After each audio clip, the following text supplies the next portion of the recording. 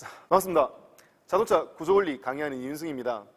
자, 오늘 이렇게 시간을 마련을 해서 영상을 촬영하게 된 이유는 자동차 구조원리 본 과목 그 영상을 촬영하기 전에 좀 어떻게 하면 여러분들한테 좀 쉽게 좀 설명을 드릴 수 있을까라고 해서 사전 지식 개념입니다.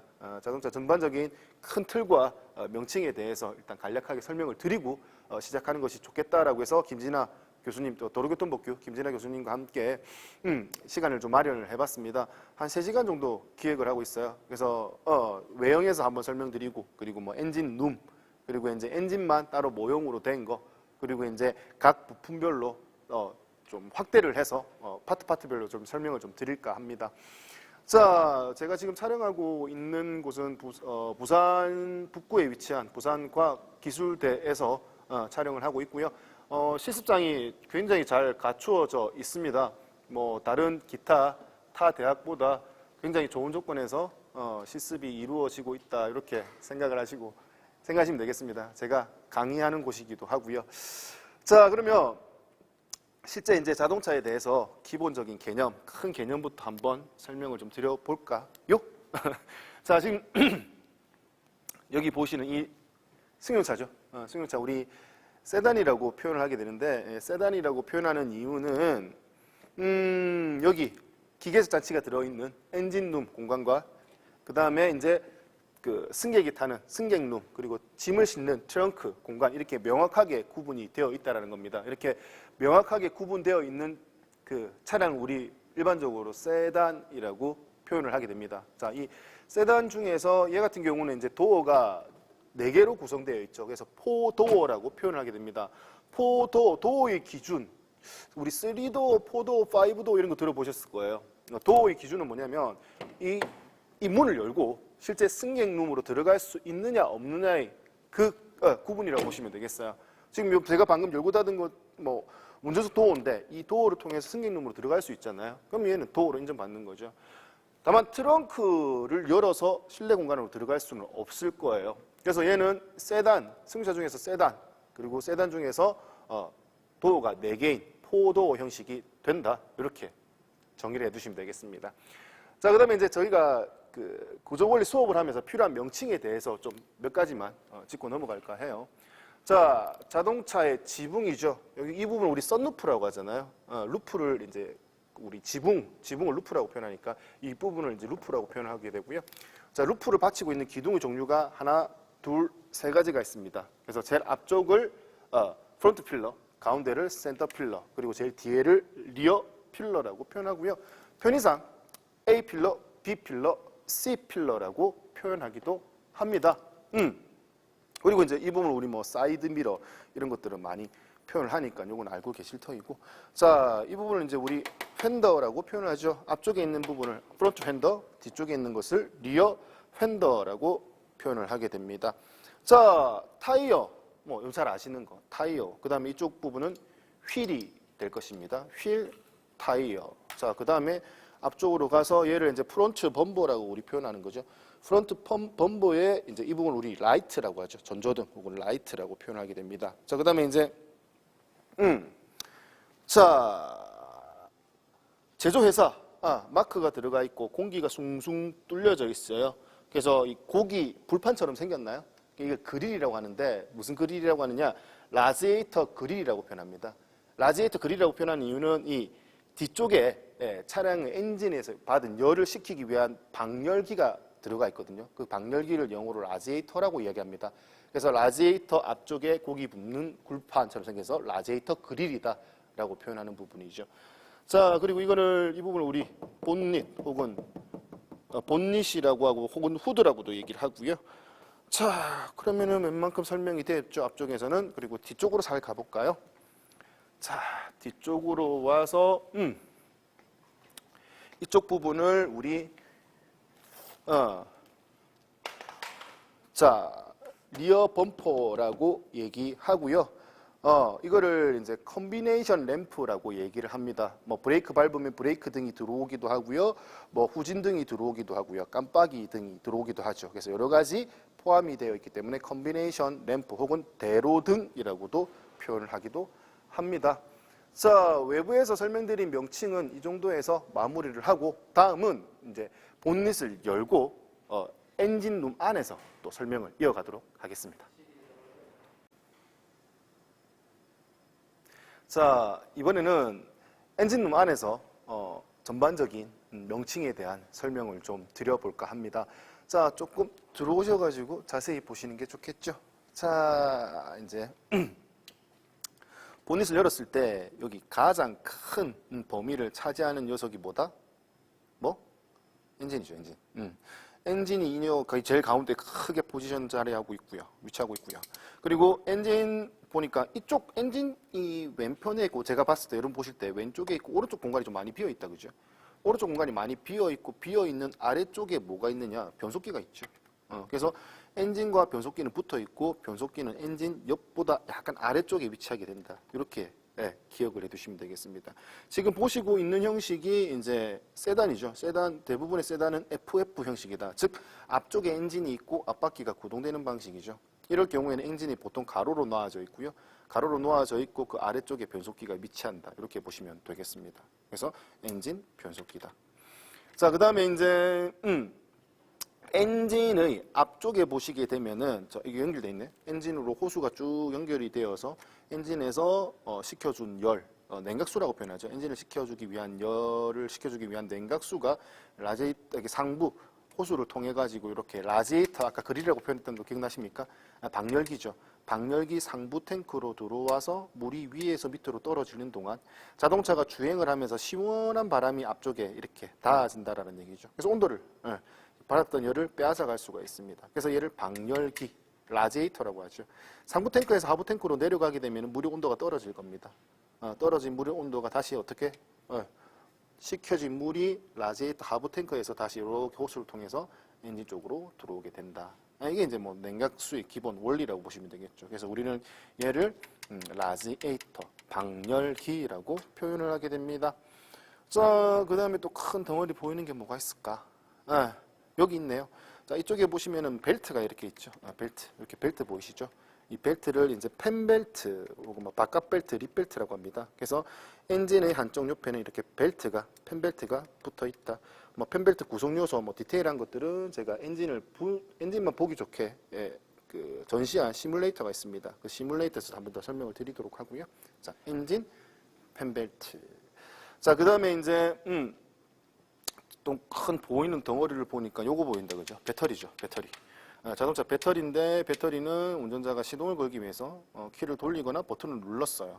그러면 여기서 전원을 공급한다라고 보시면 되겠죠.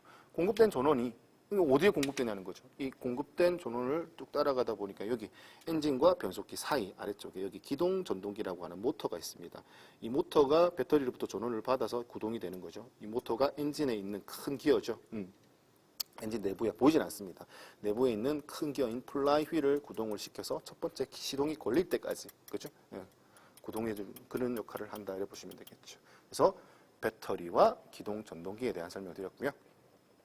자, 그 다음에 이제 공기가 빨려 들어갔을 때 공기를 한번 요과를 시켜주는 기능을 해야 된다. 그래서 얘를 우리는 에어 필터라고 이야기를 하게 되고요. 한번 걸러진 공기가 쭉 빨려 들어가서 운전자가 가속 페달을 밟게 되면 이 페달, 가속 페달하고 연결된 케이블이 있죠. 그래서 이 케이블이 움직였을 때 들어가는 공기의 양을 얘가 가운데서 밸브 안에 있어서 열고 닫는다 이렇게 보시면 되겠습니다. 이 열고 닫는 밸브를 스로틀 밸브라고 하고요.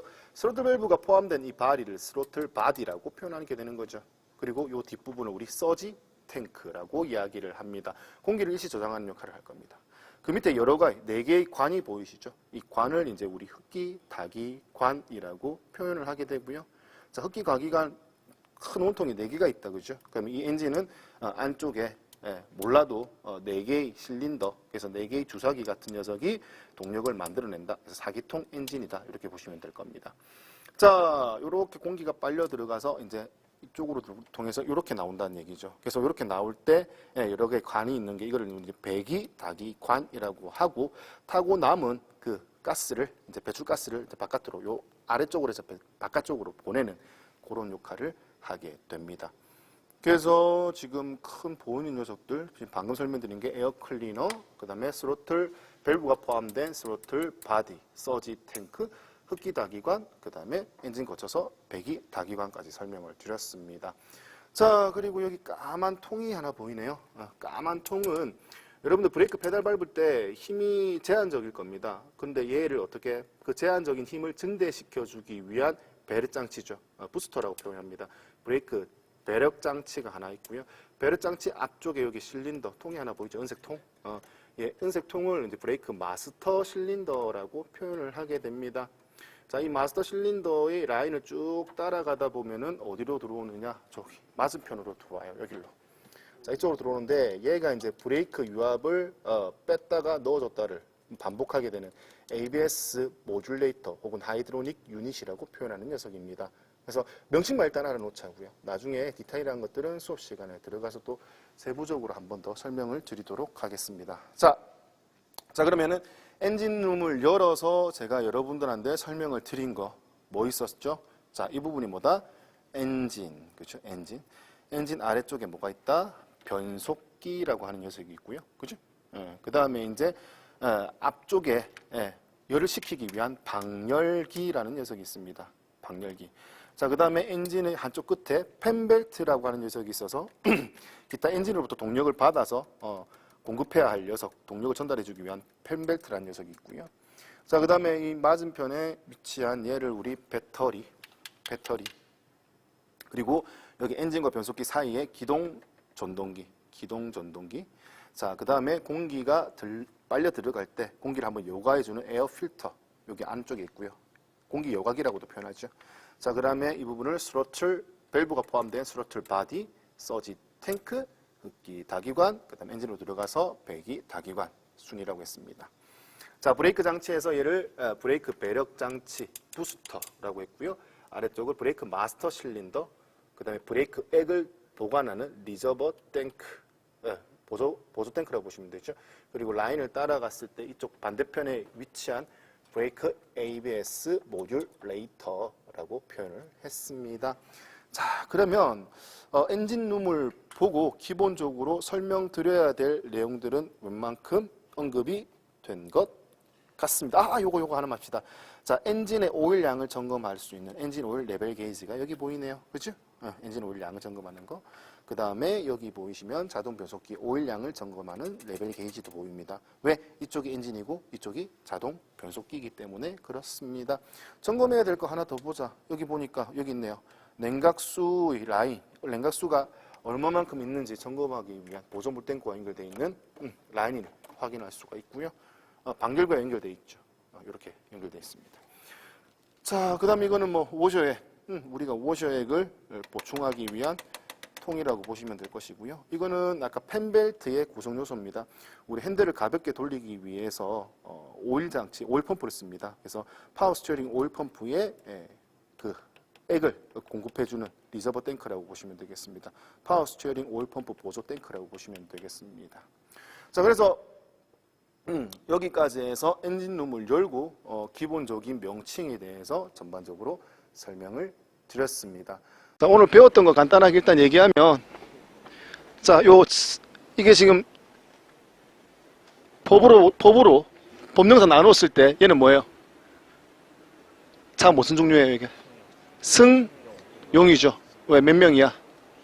10인 이하죠. 5명 탈 수 있잖아요. 그리고 얘는 차량의 종류는 뭔데? 준준형인데 배기량이 뭐 1600cc 그렇다 치고, 일단은 이거는 뭐예요? 엔진룸, 승객룸, 트렁크룸이 명확하게 나눠져 있죠.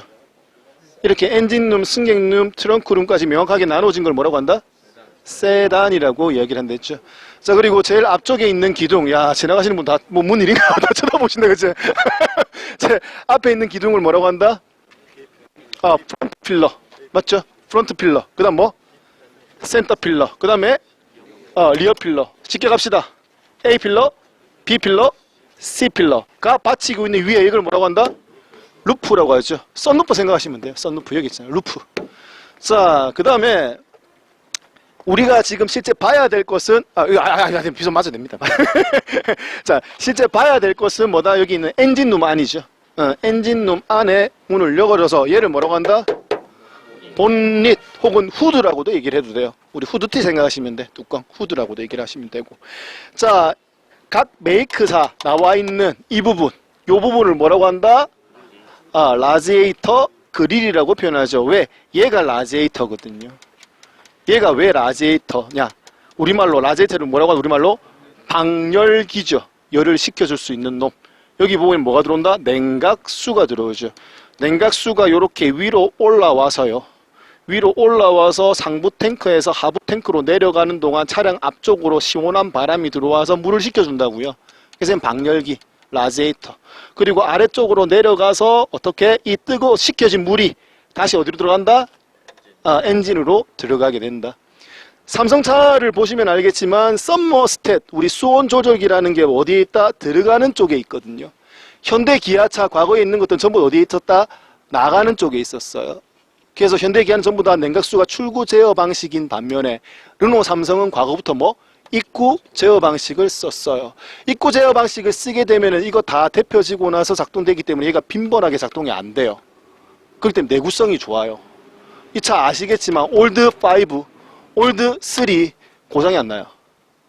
그 중에 하나 여기도 긴 합니다. 서머스탯이 굉장히 잘 나가거든요. 수온 조절이 잘 나가요. 현대기아 웬만하면 엄청나게 자주 나갔었어요. 근데 얘가 입구 제어 방식을 쓰게 되면 단점이 있죠. 뭐예요? 워밍업이라고 하죠. 워밍업. 그러니까 엔진이 처음에 시동 걸어서 차가운 온도에서 정상 작동 온도 80 플러스 마이너스 5도 되는데 시간이 많이 걸리는 거죠. 대신에. 공전 시 어떻게 워밍업 하는 시간이 조금 길어지는 단점이 있지만 그 외 나머지는 고장 전혀 신경 안 써도 다 된다는 얘기죠. 이거 이제 이런 방열기가 있는 부분. 그래서 이쪽에 방열기를 영어로 라지에이터. 고기 굽는 불판처럼 생겼지. 그릴. 그래서 이 부분을 라지에이터 그릴이라고 표현하고요. 얘가 친환경 자동차 중에서 전기차를 보시면 이 부분을 보면 전기차인지 아닌지 명확하게 구분할 수 있죠. 왜? 여기가 뚫려 있으면은 열을 식혀줄 수 있게끔 라지에이터 그릴이 있어 들어가서 식혀서 얘는 내연기관이죠. 엔진을 쓰는 거지. 우리 내연기관 엔진을 쓰는데 만약 여기가 막혔다. 대부분 다 뭐다? 전기차라고 보시면 되는 거죠. 그래서 라지에이터 그릴이 조금 중요해서 말씀드렸습니다. 자, 그러면 이제 본닛을 열었으니까 이제 안쪽에 들어와서 얘기를 해보자고요. 자, 실제 이제 가장 넓은 면적을 차지하는 이 부분을 우리 뭐라고 한다? 엔진이라고 이야기를 하죠. 자, 이거 배기량이 나와 있어요. 배기량 1600cc가 되겠지. 1600cc. 그럼 이건 몇 기통? 대부분 다 제가 4기통이라고 있죠. 4기통이기 때문에 하나, 둘, 셋, 4개가 들어앉아 있게 되고 이 4개 각각 다 얼마씩 400cc가 조금 안 되게 만들어졌어요. 근데 우리 1600cc라고 편의상 얘기하는 거고요. CVTC는 이건 엔진 이름인데 가솔린 엔진의 Continually Variable Timing 컨트롤러예요.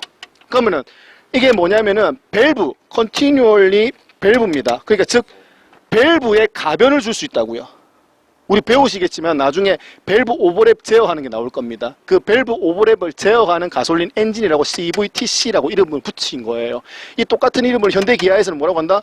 CVVL, CVVT라고 표현하는 겁니다. 그 기능을 르노 삼성에서는 똑같은 걸 CVTC라고 이야기를 하는 거고요. 자, 이 가솔린 엔진 옆에 보면은 한쪽에 푹 쳐져 있어요. 항상 엔진 옆에는 뭐가 붙어 있다? 변속기라는 것이 붙어 있죠. 변속기. 그래서 엔진 옆에 낮고 떨어져 있는 얘를 우리 뭐라고 한다? 변속기라고 얘기하는 거예요. 그래서 우리 물리적으로 봐도 엔진 옆에 바로 뭐가 붙어 있다? 변속기가 붙어 있는 거죠. 변속기인데 얘는 무슨 변속기? 자동 변속기예요. 자동 변속기이기 때문에 엔진 변속기 사이에 클러치가 들어간 것이 아니라 얘는 뭐가 들어가야 된다? 뒤에 배우시겠지만 토크 컨버터라는 녀석이 들어가 있어요. 클러치도 마찬가지고 토크 컨버터도 마찬가지고 이 사이에 들어가 있어서 뭐 어떻게 한다? 동력을 전달하는 기능을 하거든요. 외부에서 눈으로 볼 수 있다 없다?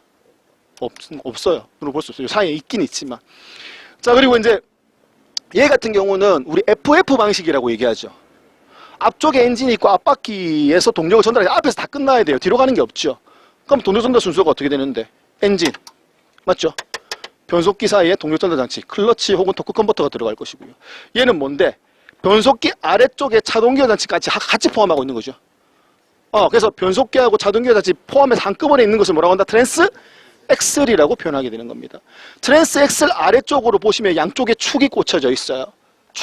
한쪽은 길게 꽂히겠지. 왜? 자동계산치 여기 있고 한쪽은 길게 들어와야 되고 한쪽 이쪽밖에 짧으니까. 그리고 운전자가 핸들을 돌리게 되면 바퀴가 조향돼야 되니, 예, 각이 꺾인 상태에서도 동력을 전달해야 돼. 근데 각이 꺾임이 많죠.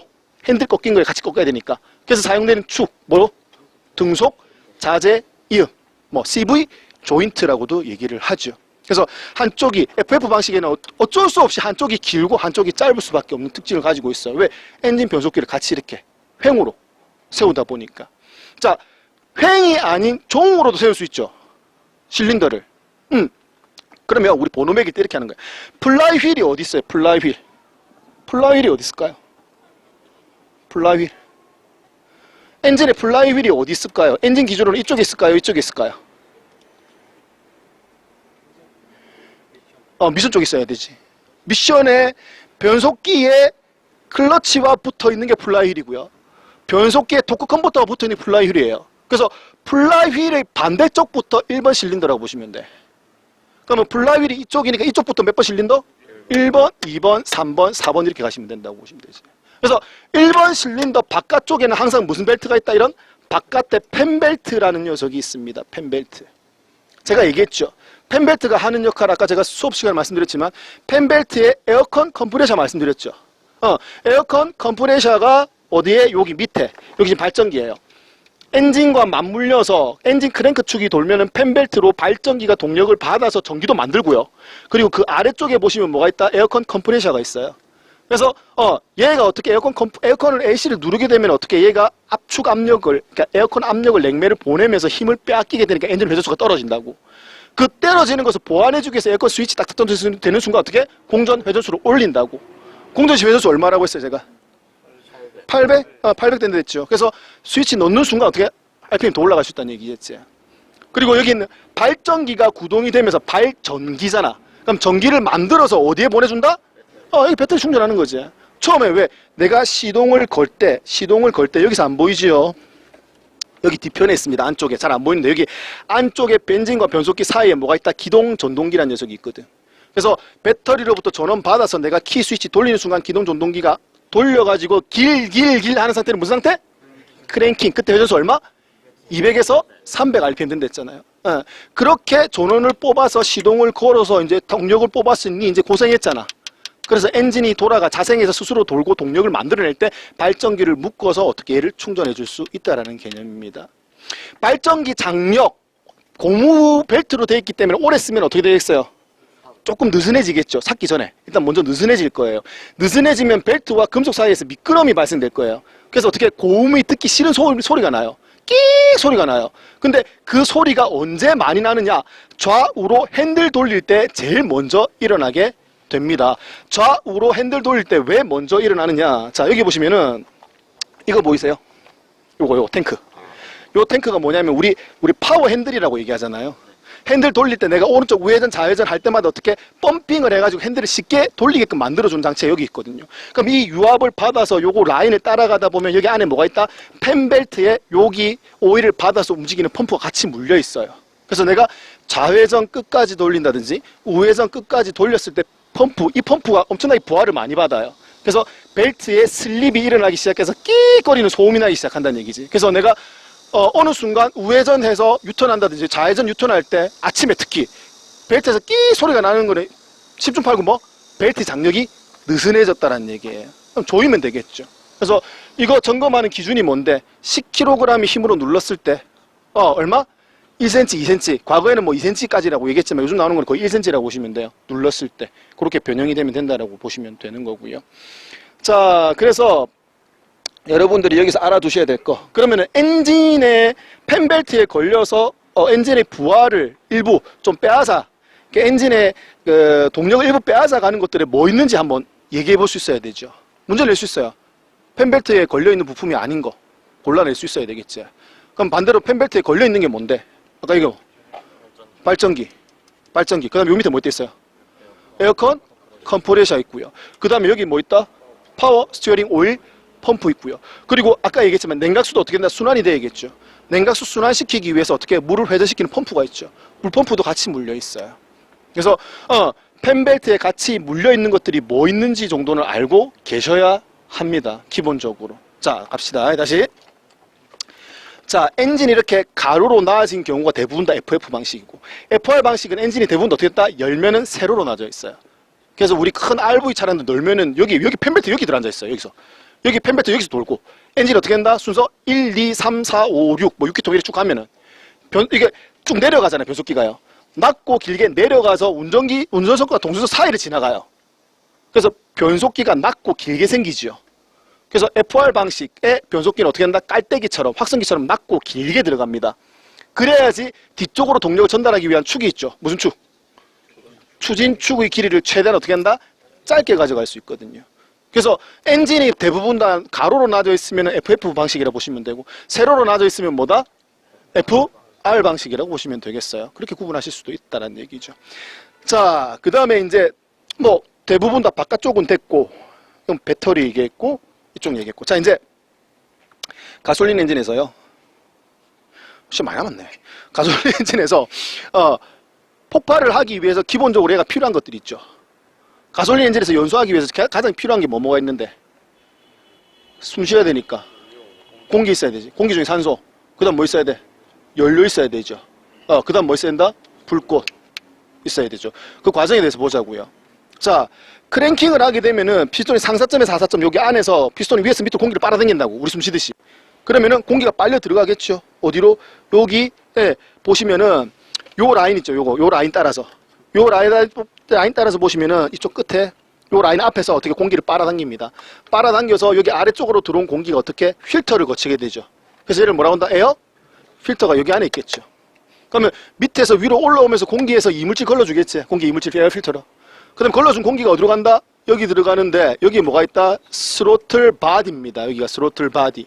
스로틀 바디의 안쪽에 뭐가 있다? 스로틀 밸브가 있죠. 들어가는 과정에 여기 센서 있네요. 왜? 전기 배선 붙은 게 센서거든요. 자, 공기가 흘러가는 과정에 직접 계측하지. 공기 유량을 직접 계측하는 방식. AFS 뭐 있어요? 직접 계측하는 방식에. 에어플로 센서에 공기 유량을 직접 계측하는 거잖아. 들어가는 라인에. 뭐 있는데? 아니, 직접 그 베인식이 있고, 칼맛, 와류식, 그 다음에 열선, 열막식이 있죠. 아니, 가장 비싼 거. 뭐? 열선, 열막식이라고 보시면 되겠습니다. 좋은 거 써요.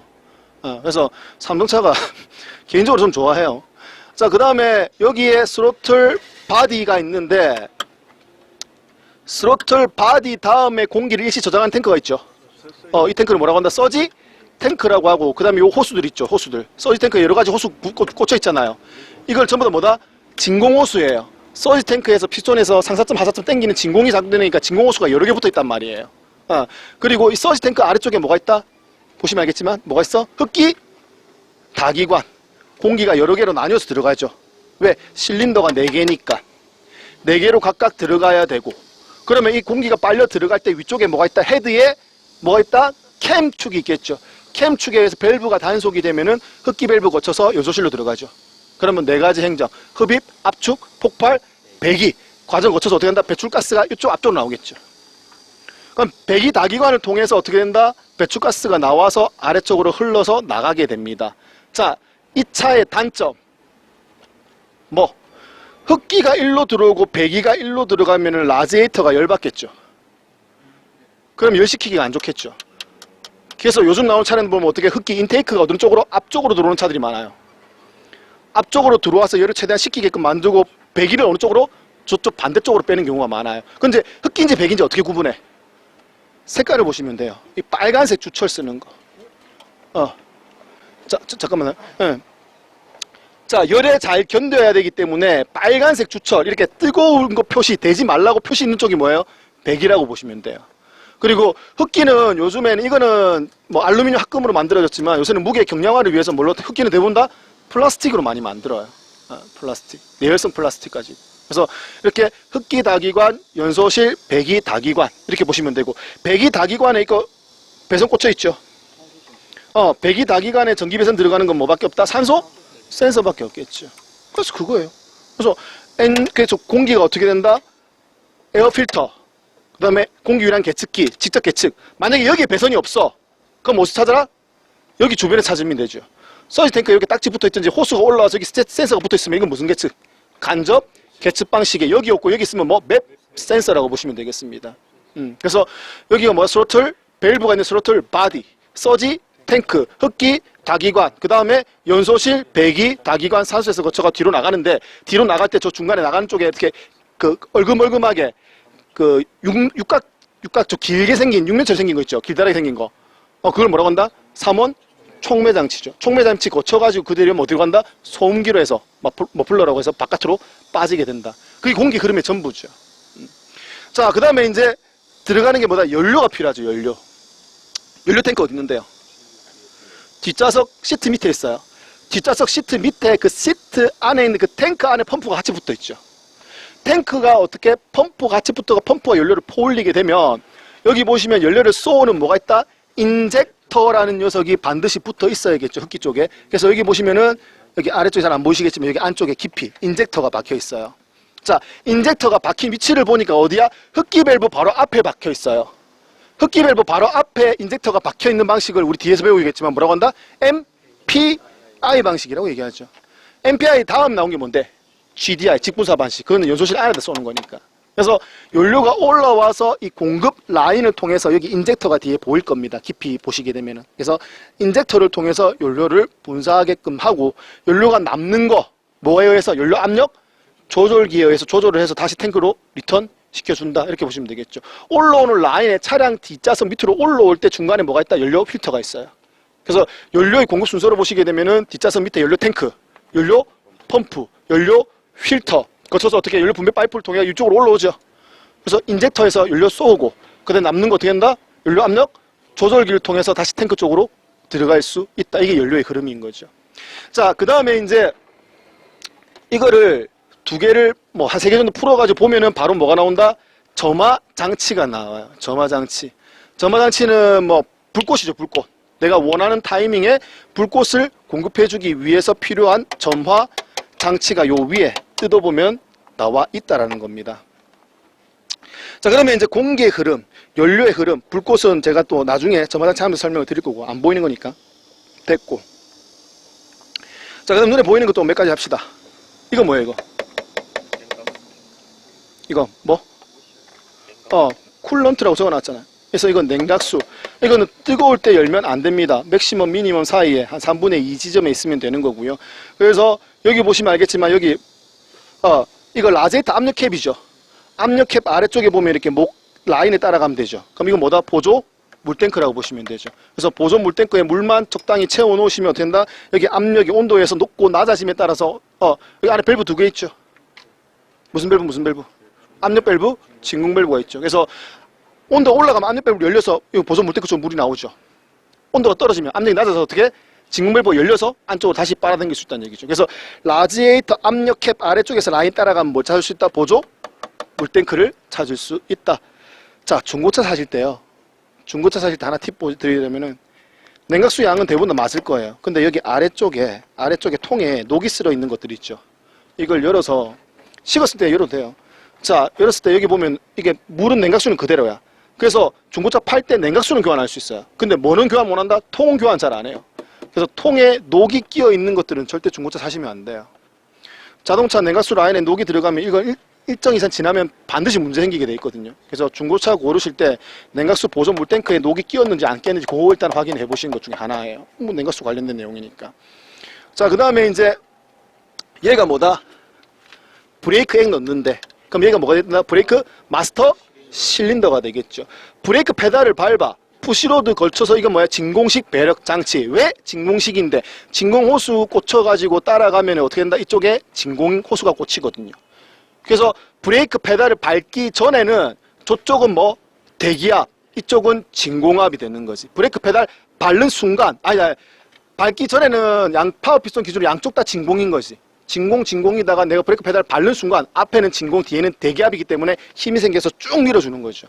그래서 이렇게 진공 호수가 이렇게 앞쪽에 꽂혀져 있습니다. 만약에 호수가 찢어지면 어떻게 될까? 요거 찢어졌어. 당연히 안 되죠. 어떻게 안 되냐고요.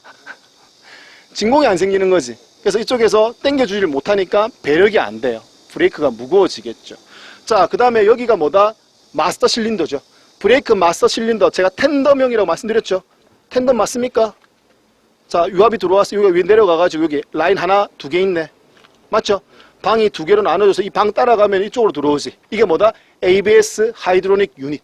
많이 들어봤잖아. 모듈레이터라고 하는 거. 그래서 라인 두 개 들어가서 여기서 어떻게 돼? 급브레이크 밟았을 때 슬립률이 20% 높아지게 되면은 감압 유지 증압, 감압 유지 증압 계속 돌려서 여기서 어떻게 펌핑 작업 해준다고요. 얘가 뭐다? ABS 하이드로닉 유닛입니다. 하이드로닉 유닛. 유압을 제어하는 장치인 거죠. 자, 뭐 그렇게 하면은 기본적으로 본닛을 열고 웬만한 설명은 다 드렸네요. 자, 엔진오일 보충 열로 하죠. 엔진오일 교환하는데 보충 열로 하면 되고, 그 다음에 이게 뭐다?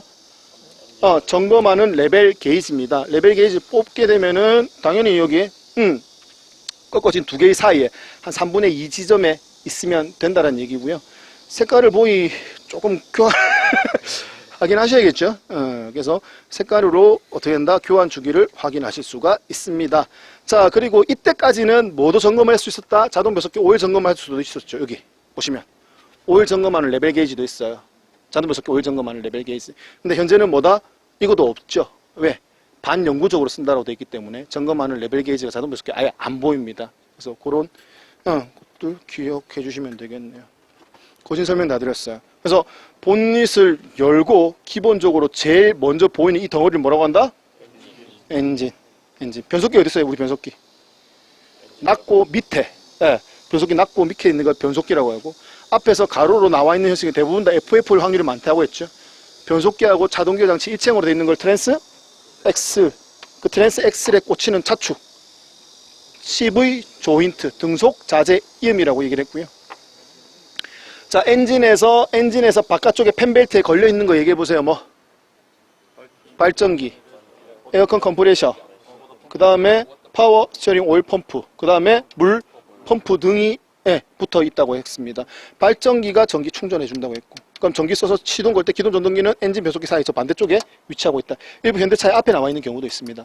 일단 기동 전동기 찾으려면 뭐지 찾으면 돼? 엔진과 변속기 그 경계선에 찾으면 되겠죠. 왜? 기동 전동기가 뭘 돌려야 되는데? 플라이 휠을 돌려야 되니까. 그 플라이 휠을 돌리는 그 과정을 뭐라고 한다? 크랭킹이라고 한다. 크랭킹 회전수 얼마? 200에서 300 RPM이라고 말씀을 드렸습니다. 자, 공기의 흐름.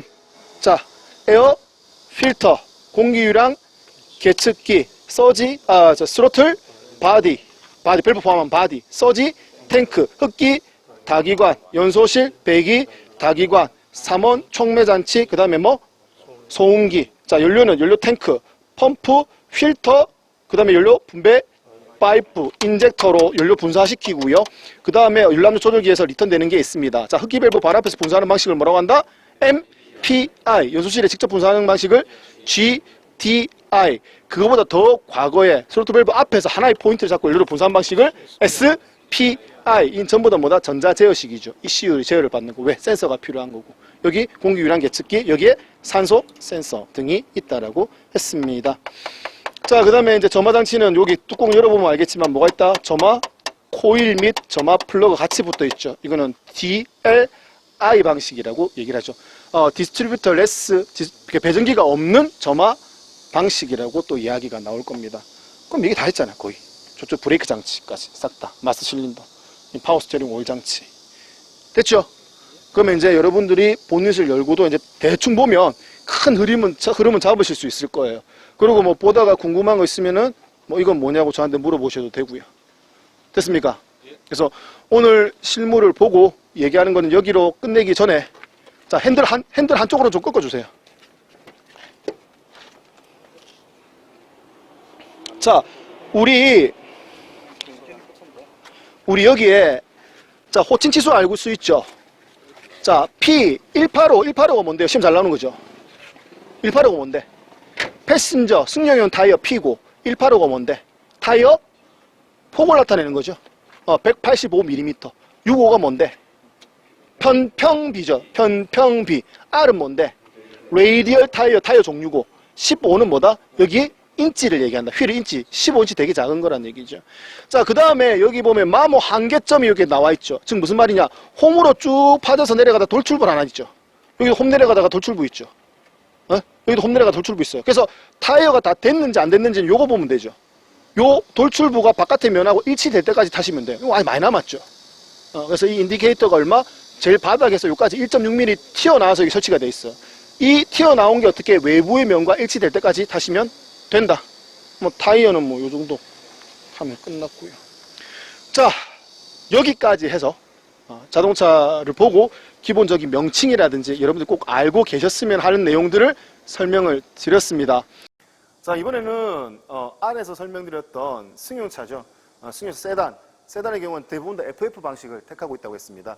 FF 방식을 택하고 있는 세단은 모노코크 바디라고 해서 일체형 바디를 택하고 있어요. 즉 사람이 타거나 짐을 실을 수 있는 차체 공간이죠. 차체와 아래쪽에 있는 프레임이 일체형으로 제작되어 있다. 받치는 뼈대가 일체형으로 제작되어 있다고 보시면 되겠어요. 근데 지금 제가 설명드릴 이 차량은 차체와 그 다음에 프레임이죠. 차체와 프레임이 이제 따로 제작되어 있는 형식이다 이래 보시면 되겠습니다. 주로 이제 화물차, 즉 FR 방식에서 많이 적용되는 구조다라고 보시면 되겠어요. FR이 뭔데요? 앞쪽에 엔진이 있고 어느 바퀴가 구동이 된다? 뒷바퀴가 구동이 되는 방식이다 이래 보시면 되겠습니다. 자, 그러면 FR 방식의 엔진의 위치, 변속기 위치 일단 간단하게 한번 설명을 드려보도록 하겠습니다. FR 방식 보니까 승용차하고 다른 점이 엔진이 이게 엔진 룸 공간이죠. 엔진 룸 공간에서 엔진이 가로로 있지 않고 어떻게 됐다? 세로로 놓여져 있다는 얘기죠. 엔진이 세로로 놓여져 있기 때문에 펜벨트는 당연히 어떻게 앞쪽에 위치하게 됩니다. 그렇죠? 펜벨트가 여기 위치하게 됩니다. 여기 그렇죠? 여기 펜벨트가 위치하게 됩니다. 그래서 엔진을 세로로 놓고요. 엔진을 세로로 놓게 된 이유는 어떻게 되는지 좀 봅시다. 엔진 옆에는 뭐가 붙어 있다? 변속기가 붙어 있죠. 그래서 이렇게 돌아와서 보시게 되면은 엔진 옆에 변속기가 이렇게 길다랗게 붙어 있습니다. 아까 FF 방식의 변속기하고 틀리거든요. FF 방식의 변속기는 둥글게 생긴 반면에 어떻게 된다? 얘는 확성기, 깔때기처럼 길게, 가늘게 생겨 있습니다. 자, 이렇게 길게 내려와서 어떻게 되느냐? 뒤쪽으로 오면 올수록 어떻게 뒤쪽으로 동력을 전달하기 위한 축, 이 축, 이걸 추진축이라고 하죠. 이 추진축의 길이는 어떻게 더 짧아져도 되거든요. 그래서 FR 방식에서는 이렇게 엔진을 대부분 다 세로로 놓고 변속기를 낮고 길게 그리고 이렇게 추진축을 쓰게 된다. 추진축을 써서 어느 쪽으로? 뒷바퀴에 동력을 전달하기 위해서 종감속 장치, 그 다음에 축을 거쳐서 뒷바퀴가 구동될 수 있게끔 이렇게 설계를 해놓았습니다. 그래서 이게 가장 중요한 내용이라서 한번 짚어드리는 거고요. 자, 그 다음에 이제 변속기에서 변속기 끝부분에서 추진축 넘어가는 지점에 보시게 되면 이렇게 가로로 장치가 하나 붙어 있는데 얘는 뭐냐면은 트랜스퍼 케이스라고 하는 녀석입니다. 자, 이 트랜스퍼 케이스에서 하는 역할은 뒤쪽으로도 동력이 전달되지만 여기 트랜스퍼 케이스를 통해서 어떻게 이렇게 축이 하나 더 있죠. 앞쪽에 추진축 하나 더 붙어 있습니다. 그래서 앞쪽으로 동력을 전달할 수 있다. 즉 뭐냐? 앞바퀴와 뒷바퀴를 같이 구동할 수 있는 얘는 뭐다? 사륜구동 모드도 지원이 된다는 얘기죠. 그래서 기본적으로는 어떻게 후륜 FR 방식을 택하다가 뭐 노면이 좋지 않다든지 미끄러질 슬립이 일어날 확률이 있을 때는 이 트랜스퍼 케이스를 통해서 어떻게 사륜으로 변환이 가능하다 이렇게 보시면 되겠습니다. 그래서 지금 보시는 것처럼 이런 뼈대 프레임을 따로 쓰고 있는 방식을 택하는 거고요. 대부분이 화물차가 이런 프레임식의 구조를 가지고 있다 이렇게 보시면 되겠습니다. 자, 이번에는 차량을 떠서 차량 아래쪽에서 간단하게 좀 설명을 드릴까 합니다. 자, 리프트라는 장비를 이용을 해서 차체를 띄웠습니다. 띄워서 이제 아래쪽에서 보니까 일단은 우리가 위에서 배웠던 거 연장선에서 얘기하시는 게 훨씬 더 낫겠죠. 그래서 위에 연장선에서 내려왔을 때 얘가 이제 엔진이 되는 것이고 여기가 뭐다? 변속기가 되는 겁니다. 엔진 아래쪽에 있는 오일을 저장하기 위한 오일팬이 보이고요. 이거는 이제 자동 변속기 아래쪽을 보고 계신다라고 보시면 되겠죠. 그래서 엔진 옆에 변속기가 바로 붙어 있고요. 요 사이를 가로질러 가는 것이 아까 위쪽에서 배출가스가 나오는 라인의 연장선이라고 보시면 되겠어요. 그래서 이쪽에 이제 촉매 변환기, 1차 촉매 변환기와 저 뒤에 2차 촉매 변환기라는 녀석이 있습니다. 이 촉매 변환기가 하는 역할은 배출가스 중에 유해 물질을 걸러주는 역할을 하게 되고요. 자, 그 다음에 그 뒤에 여기 있는 소음기를 통해서 배기음을 줄여서 대기 중으로 내보내게 되어 있다. 세로로 그렇게 크게 가로질러서 있는 장치에 대한 설명을 드렸습니다. 자, 그 다음에 이제 여기 있는 차체가 보이시죠? 이런 틀이죠, 틀. 이 틀 아래쪽에 보시게 되면은 우물정자 프레임이라고 해서 크게 이게 우물정자 모양으로 생긴 프레임 녀석이 하나 보이고요. 그리고 양쪽에 차량의 축을 받치는 암이 하나 나와 있습니다. 그래서 이 아래쪽에 있는 암을 로어 암이라고 표현합니다. 아래쪽에 있는 암이기 때문에 이 로어 암을 통해서 지지되는 이 위쪽의 틀을 이제 너클이라고 표현하거든요. 그래서 로어 암, 너클을 통해서 이제 위쪽으로 올라가서 차체의 지지가 되는 형식으로 되어 있습니다. 자, 로어암의 연장선을 쭉 따라가다 보니까 뭐 일부 차체에는 이렇게 너클에서 바로 올라가는 방식도 있지만 얘 같은 경우는 로어암에서 올라가는 구조로 되어 있죠. 얘 같은 경우는 이제 위시본 방식입니다. 자, 더블 위시본이라고 표현하는 방식이고요. 자, 이렇게 올라가서 쇼급 쇼버가 보이고 그 다음에 코일 스프링이 보입니다. 쇼급 쇼버와 코일 스프링은 독립식 차축의 현가장치에 쓰이는 대표적인 예라고 보시면 되겠죠. 그래서 쇼급 쇼버 그 다음에 코일 스프링이 보이게 되네요. 자, 그 다음에 이제 현가장치 얘기 나온 김에 자, 가로를 질러가는 큰 이런 축이 하나 보일 겁니다. 이렇게 가로를 질러가는 축, 요 축. 요 축의 양쪽 끝에 보면은 뭐가 연결되어 있다? 여기 있는 링크를 통해서 로어암과 연결되어 있습니다. 저기 반대쪽도 마찬가지일 것이고요. 그래서 이렇게 양쪽을 가로질러서 연결되는 이 축, 이걸 우리 시험에 굉장히 많이 나왔던 부분이죠. 이거를 스테빌라이저라고 표현을 하게 됩니다. 양쪽 로어암과 연결돼서 좌우로 롤링을 지지해주는 역할을, 롤링을 막아주는 역할을 해준다라고 표현이 되었던 거죠. 자, 그 다음에 변속기 아래쪽에 차동기어 장치라는 녀석이 있고요. 변속기와 차동기어 장치가 일체형으로 제작이 된 것을 트랜스 엑셀이라고 표현하고요. 그리고 좌측, 우측에 축이 꽂혀 있는데 한쪽의 축은 좀 길어요. 그럴 수밖에 없는 것이 엔진이 이만큼 큰 공간을 차지하고 변속기는 작은 공간을 차지하기 때문에 변속기 아래쪽에서 축이 꽂혀야 되는 관계로 한쪽은 길고 한쪽은 짧아질 수밖에 없는 거죠. 그래서 얘는 뭐 FF 방식의 단점이라고 보실 수도 있다는 부분입니다. 자, 그래서 이 축이 꽂혀 있는데 동력을 전달하는 동시에 어떻게 운전자가 핸들을 돌렸을 때 조향도 되어야 된다는 얘기입니다. 좌우로 핸들이 돌아도 가야 된다는 얘기죠. 돌아간 상태에서 동력을 전달하기 위해서 어떻게 된다? 축이 꺾인 상태에서 동력이 전달되기 위해 필요한 축, 등속, 자재, 이응 혹은 CV 조인트라고도 표현을 하게 됩니다. 여기 CV 조인트 끝에 보니까 여기 기어 치형이 나와 있죠. 기어 치형. 이 기어 치형 뒤쪽 요 라인을 이렇게 따라가 보면은 여기 센서 하나가 붙어 있을 겁니다. 치형 끝에. 자, 치형 끝에 붙어 있는 이 센서, 얘가 하는 역할은 치형의 높낮이, 즉 높낮이를 측정해서 이 축의 회전수를 측정하기 위한 뭐가 있다? 휠 스피드 센서라는 녀석이 여기 붙어 있죠. 이거는 ABS에서 주로 사용하는 센서다. 메인으로 사용하는 센서다. 이렇게 보시면 되겠습니다. 자, 그리고 너클과 허브 베어링, 보이지 않는 안쪽에 허브 베어링을 통해서 뭐가 여기는 디스크가 연결이 되어 있고요. 자, 이 디스크의 회전수를 줄여주기 위한 브레이크 장치가 이렇게 붙어 있죠. 그래서 이건 디스크 브레이크라고 합니다. 디스크 브레이크 장치에서 디스크 회전수를 줄이기 위해 마찰제를 고정하는 방식, 얘를 이제 캘리퍼라고 얘기를 하고요. 디스크 브레이크는 이런 캘리퍼를 통해서 유압 장치를 밀어서 마찰제를 누르게 되고 이 마찰제가 디스크를 압착을 해서 회전수가 줄어든다. 이렇게 보시면 되겠습니다. 그래서 뭐 이거를 디스크, 브레이크 디스크, 얘를 캘리퍼라고 이야기를 한다. 얘를 너클, 로어암 연결되어 있는 이 부분을 스테빌라이저라고 표현을 한다. 자, 그리고 여기 보시면은 조향 기어 박스라고 해서 운전자가 핸들, 조향 핸들을 좌측 우측 돌릴 때 바퀴를 좌우로 선회시키기 위한 조향 기어 박스가 보이게 되고요. 조향 기어 박스 끝에는 반드시 뭐가, 이것도 시험에 자주 나오죠. 이 부분입니다. 안으로 들어올까요? 자, 이 부분이죠. 조향 기어 박스 양쪽 옆에 연결되어 있는 이 부분이 뭐다? 타이로드라고 이야기합니다. 토인을 조정하는 거.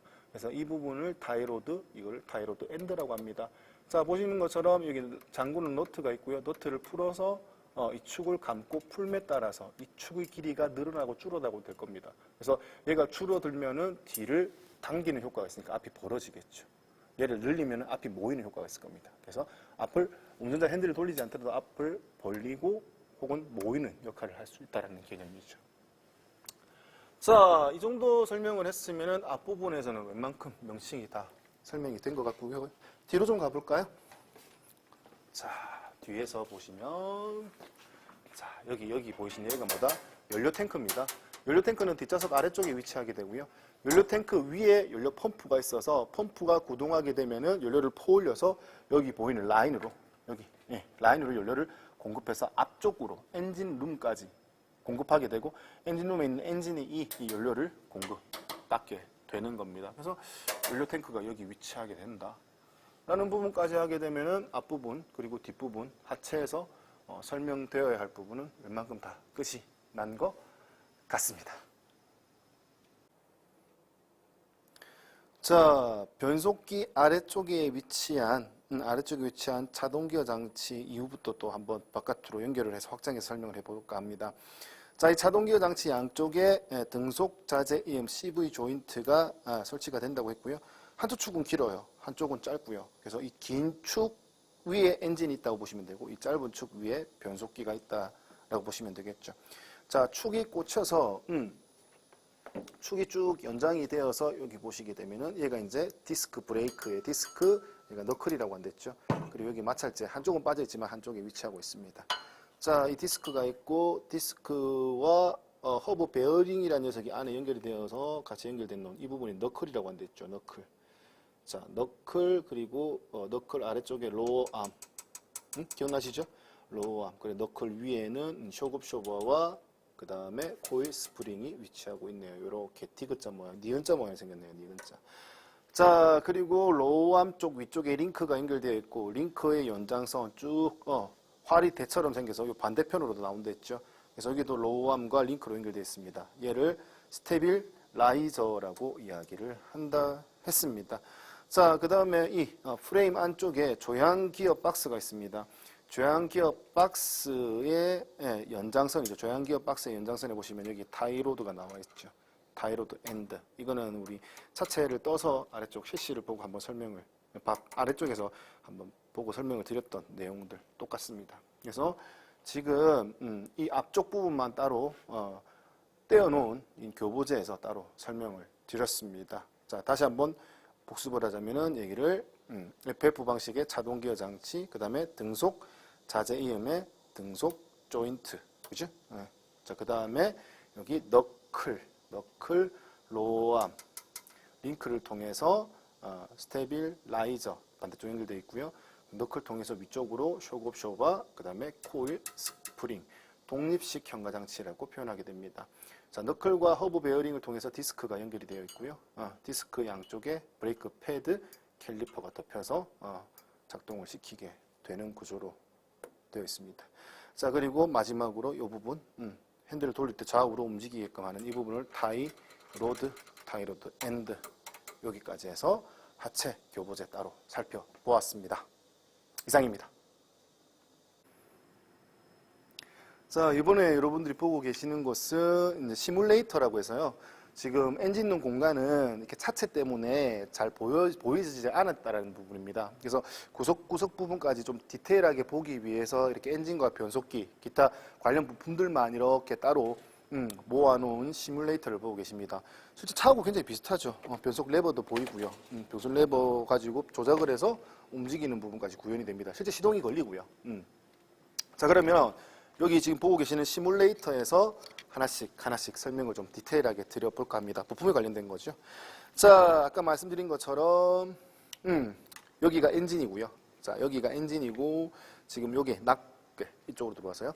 이게 이 낙고 이렇게 옆으로 뻗쳐져 있는 부분이 변속기다라고 보시면 되겠어요. 엔진과 변속기. 자, 그 다음에 지금 여기 보시면 에어 필터네요. 에어 필터가 여기 위치하게 되고요.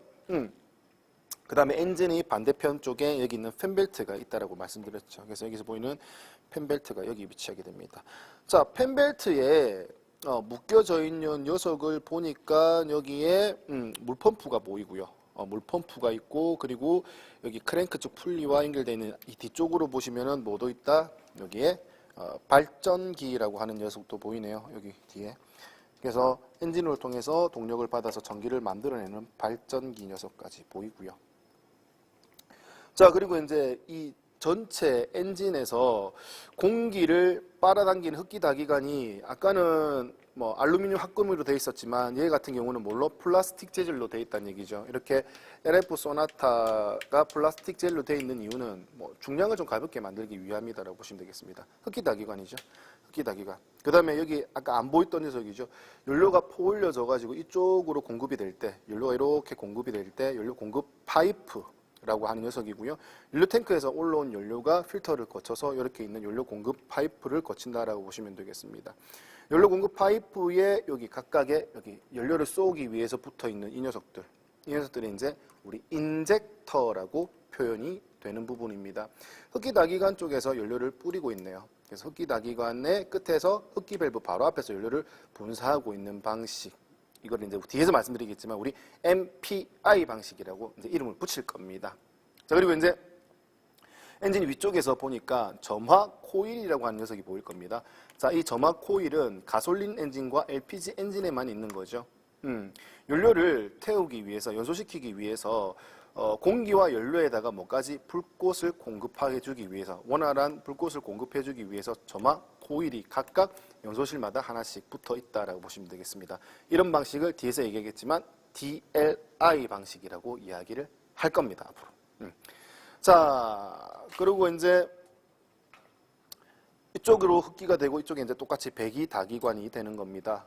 배기다기관이 되고 편의상 지금 위치를 좀 보시게 되면 배기다기관 앞에 아까 라지에이터 방열기가 있었는데 얘 같은 경우는 흡기 쪽에 방열기가 따로 붙어 있죠. 이렇게 하는 이유는 배출가스가 나갈 때 굉장히 뜨거울 겁니다. 이 뜨거운 열에 의해서 라지에이터 물 식히는데 열에 의해서 도움이 되지 않을 겁니다. 그래서 흡기 쪽을 어떻게 방열기 쪽으로 옮겼다, 위치를 옮겼다 이렇게 보시면 되겠어요. 얘는. 그러면 이제 뭐 이쪽에서 간단하게 또 설명을 드리자면 여기는 엔진의 전자 제어를 하기 위해서 공기의 흡입량에 맞춰서 연료의 분사량을 제어하기 위한 엔진 컴퓨터죠. ECU입니다. 엔진 컨트롤 유닛입니다. ECU가 여기에 위치하게 되었대요. 근데 실제 차량에는 여기 위치하지 않는데 여러분 편의상 학습하기 좋게 ECU를 여기 붙였다 이래 보시면 되겠습니다. ECU가 하는 역할, 메인 역할은 공기가 빨려 들어오는 라인에 이렇게 공기 유량 계측기 센서를 둬서, 공기 유량 계측기죠. AFS 센서입니다. 공기 유량 센서를 둬서 ECU에 정보를 주게 되면은 ECU는 이 정보를 바탕으로 아까 방금 말씀드린 인젝터를 통해서 연료 분사하는 양을 결정을 하게 된다는 얘기입니다. 그래서 공기와 연료의 비를 맞추는 공연비를 제어하는 역할을 한다. 이렇게 기억을 해두시면 되겠죠. 자, 그 다음에 뭐 크게 나머지는 설명이 다 된 것 같고요. 자, 여기까지 해서 지금 차체 없이 시뮬레이터에서 기본적으로 필요한 내용에 대한 설명을 드렸습니다. 그러면 조금 쉬셨다가 나머지 엔진 부분 들어가 가지고 디테일하게 하나씩 조금 더 설명을 드릴까 합니다. 명칭에 대해서요. 그러면 좀 긴 시간 수고하셨으니까 조금 쉬었다가 다시 뵙도록 하겠습니다. 자, 이번에는 엔진 절개되어 있는 부품을 놓고요. 엔진을 절개시켰습니다. 여러분들한테 이해도를 높이기 위해서. 그래서 좀 세부적인 부분에 대한 설명을 좀 드려볼까 합니다. 자, 이 엔진을 전체적으로 놓고 봤을 때, 자, 여기 윗부분이죠. 여기 지금 제가 조금 수동인데, 좀 보시면은 이야기는 훨씬 더 편하실 겁니다. 제가 이렇게 손으로 돌려가지고 움직였을 때, 아래 위로 움직이는 장치가 있을 겁니다. 자, 이렇게 아래 위로 움직이는 놈을 우리 피스톤이라고 얘기하는데, 이 피스톤이 위아래로 움직일 때 위쪽 있는 거, 이 위쪽, 이 절반에서 위쪽에 있는 공간을 실린더 헤드라고 얘기를 하고요. 아래쪽을 실린더 블럭이라고 표현하게 됩니다. 그리고 제가 위아래로 움직이는 이 녀석들을 우리 피스톤이라고 표현하게 되는 겁니다. 한쪽은 지금 절개가 안 되었어요. 안 됐기 때문에 뭐 지금 보여지지는 않고 있지만 이쪽 안에도 이런 피스톤이 같이 들어있는 거고요. 그래서 하나, 둘, 셋, 넷, 4기통을 실린더가 4개인 4기통 엔진이다 이렇게 보시면 되겠습니다. 자, 피스톤 아래쪽에 디귿자 축인 크랭크 축이 있고 이 크랭크 축과 피스톤을 연결하는 막대, 이 부분을 커넥팅 로드라고 얘기를 합니다. 그래서 이 윗부분을 실린더 헤드, 그리고 이 전체 이 아랫부분을 실린더 블럭, 그리고 이 크랭크 축이 있는 이 아랫부분을 크랭크 실 혹은 크랭크 케이스라고 표현을 하게 됩니다. 지금 펜 여러분 보시기 좋게 절개를 좀 시켜 놓았죠. 그래서 엔진은 크게 세 가지로 나눌 수 있습니다. 헤드, 실린더 블럭, 그 다음에 크랭크 케이스 이렇게 크게 세 가지로 나눌 수가 있고요. 자, 아까 설명드린 대로 크랭크 축이 회전하게 되면은 커넥팅 로드를 통해서 피스톤이 상하 왕복 운동하게 된다라는 부분. 그래서 얘를 피스톤 커넥팅 로드 크랭크 축이라고 표현을 합니다. 자, 그리고 이제 여기 보시면 이렇게 움직이는 거에 따라서 아래쪽에 크랭크 축이 움직이는 것에 따라서 열리고 닫히는 부분 보이시죠? 그래서 이렇게 열리고 닫히는 부분을 이제 흡기 밸브 혹은 또 배기 밸브라고 표현을 하게 됩니다. 밸브의 구분은 더 큰 녀석이 흡기 밸브고 여기 지금 보이실는지 모르겠지만 여기 아래쪽에서 보시면은 좀 더 까맣게 그을린 좀 작은 밸브 얘가 이제 배기 밸브라고 보시면 되겠습니다. 그래서 이 실린더 헤드의 흡기 밸브와 배기 밸브 이렇게 위치하고 있습니다. 자, 크랭크 축이 회전을 하면요. 자, 여기서 보시면은 자, 크랭크 축이 회전을 할 때 크랭크 축 안쪽에 기어가 있습니다. 이 기어와 맞물려서 지금 돌아가는 장치가 있는데 자 보세요. 자, 크랭크 축을 회전시키게 되면 자, 크랭크 축과 같이 연결되어 있는 이 기어 모양 이쪽에 좀 비춰 주시겠어요? 여기 기어 벨트, 펜벨트라고 말씀드렸는데 그 펜벨트와 비슷한 소재로 생겼지만 얘를 이제 타이밍 벨트라고 얘기합니다. 이 타이밍 벨트 기어와 크랭크 축 기어가 맞물려서 크랭크 축이 돌 때 이 벨트가 같이 맞물려서 회전을 한다 이렇게 보시면 되겠습니다. 그래서 이 타이밍 벨트를 거쳐서 위쪽에 쭉 올라와 가지고 연결되어 있는 이 기어 이걸 이제 캠축 기어라고 얘기하는데 캠축 스프라켓이라고 표현하게 됩니다. 캠축 스프라켓을 통해서 아래쪽에 있는 캠축이 회전하게 되고요. 그럼 이 캠축이 회전을 하면서 방금 보셨던 흡기 밸브와 배기 밸브를 지렛대 원리에 의해서 이렇게 단속을 하게 된다. 이렇게 보시면 되겠습니다. 이 부분이죠. 그래서 안쪽에 캠축이 회전을 하게 되면은 이 캠축에 의해서 로커한 부분이 움직이게 되고 이 로커한 부분이 움직여서 흡기 밸브와 배기 밸브를 움직인다. 이렇게 보시면 되겠습니다. 그래서 여기 보시면 얘가 로커암 안쪽에 있는 여기 안쪽에 깊이 있는 놈이 캠축 그리고 여기 로커암에 의해서 열리고 닫히는 게 얘가 이제 밸브다 이렇게 보시면 되겠죠.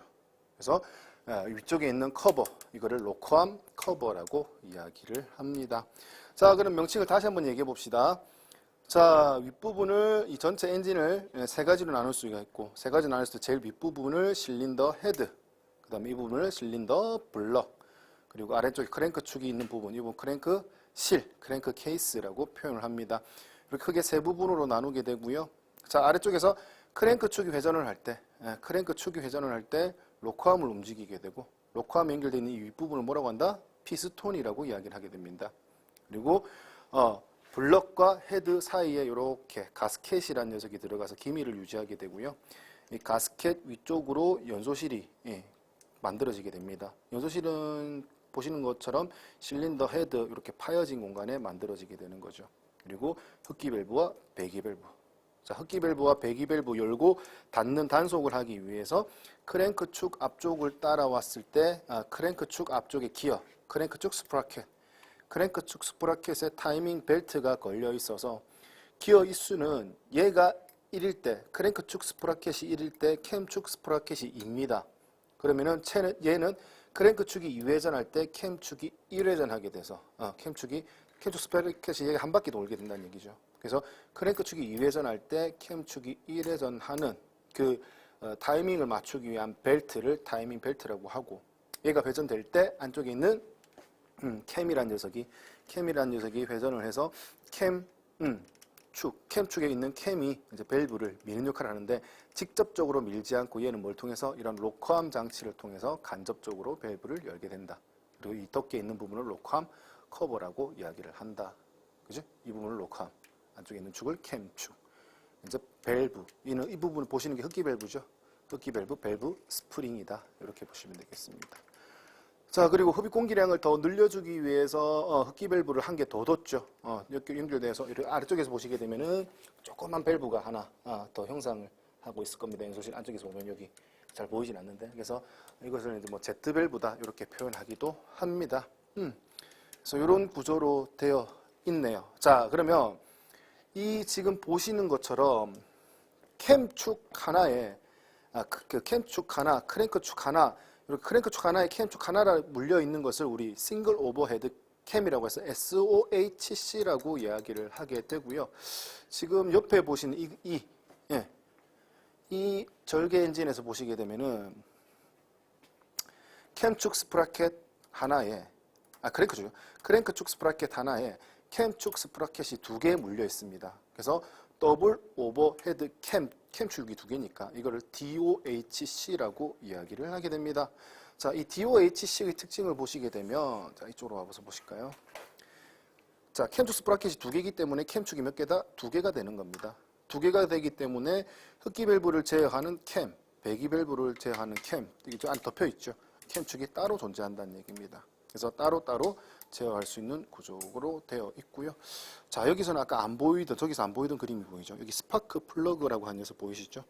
여기 점화 플러그입니다. 점화 플러그가 위에서 볼까요? 위에서 보면 이런 구멍으로, 여기 지금 점화 플러그 고압 케이블이 있는데, 이 케이블 따라서 점화 플러그의 가운데 얘가 설치가 되어서 연소실까지 불꽃을 공급해주는 역할을 한다. 그래서 실린더 헤드에는 이런 점화 플러그가 들어가 있다. 무슨 엔진에서? 가솔린 엔진과 LPG 엔진이 해당이 되겠죠. 자, 그리고 이제 이 부분이 보시면 이제 가스켓이네요. 그죠? 자, 실린더 블럭과 헤드를 연결하는 이 부분을 우리 헤드 가스켓이라고 표현을 하게 되고요. 자, 위쪽으로 올라와서 여기가 이제 흡기 다기관이라고 하는데, 흡기 다기관에 연료를 공급해주기 위한 인젝터가 여기에 설치가 되어 있다는 겁니다. 그래서 뽑아서 보시면 알겠지만 여기 인젝터가 흡기 다기관 쪽에 설치가 되어 있고, 흡기 다기관과 연결되어 있는 이 앞쪽에 흡기 밸브가 위치를 하겠죠. 그래서 흡기 밸브를 통해서 열렸을 때 바로 입구에서 연료를 분사하는 방식, 이 방식 우리 MPI 방식이라고 이야기를 하게 됩니다. 뒤에서 이야기가 나올 겁니다. 그래서 기본적으로 엔진 전체를 놓고 구조에 대한 설명을 드리고 있는데, 이제 이 부분만 좀 설명을 드리면 되겠네요. 자, 크랭크 축이 회전할 때 옆에 큰 원판이 하나 붙어 있죠. 크랭크 축 옆에 붙어 있는 큰 원판. 아까 저기에서는 제가 손잡이를 통해서 손잡이를 돌렸지만, 원래 손잡이 위치에는 여기에 이런 것처럼 플라이 휠이 붙어 있어야 됩니다. 이 플라이 휠 옆에 보면 구멍이 뚫어져 있죠. 이렇게 이 구멍이 뚫어져 있는데 설치되는 것이 기동 전동기였습니다. 우리 엔진룸에서 보여드렸던 거. 기동 전동기가 여기 설치가 되어서 어떻게 이 플라이 휠을 돌리는 역할을 하게 됩니다. 배터리 전원을 받아서. 그러면은 플라이 휠이 회전하게 되면은 크랭크 축이 회전할 것이고, 크랭크 축이 회전하게 되면은 타이밍 벨트에서 캠 축도 똑같이 회전할 수가 있다. 이런 원리에서 엔진이 만들어져 있는 겁니다. 그래서 지금 보시는 요 전체가 엔진 관련된 내용에 필요한 부품들 대충 필요한 수업하시기 전에 알아두시면 좋을 내용들로 한번 구성을 해 보았습니다.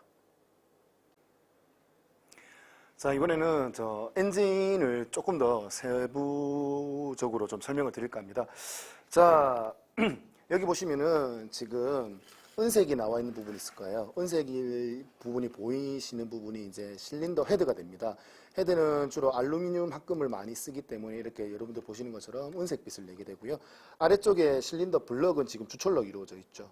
주철로로 이루어져 있고, 이 헤드와 블럭 부분, 이 사이에 기미를 유지하기 위한 헤드 가스켓이 들어가 있습니다. 자, 그러면 이 부분을 조금 더 자세하게 설명을 드리기 위해서 지금 제가 이쪽에 실린더 블럭과 헤드를 분해를 해 놓았습니다.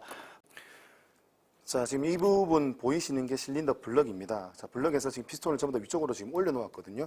자, 여기 보시면 지금 얼금얼금하게 면이 되게 안 좋을 거예요. 이게 이제 헤드 가스켓이 붙어 있던 자리인데 강제적으로 떼내다 보니까 가스켓의 일부분이 지금 여기 블럭에 지금 쩌들어 붙어 있는 형상을 하고 있습니다. 그래서 지금 이 블럭 그 주위를 보시게 되면 이렇게 물때가 끼어 있는 부분 보이시죠? 녹이 끼어 있는 부분. 자, 이렇게 녹이 끼어 있는 부분은 이제 물 재킷부라고 해서 냉각수가 지나다니는 부분이다라고 보시면 될 거고요.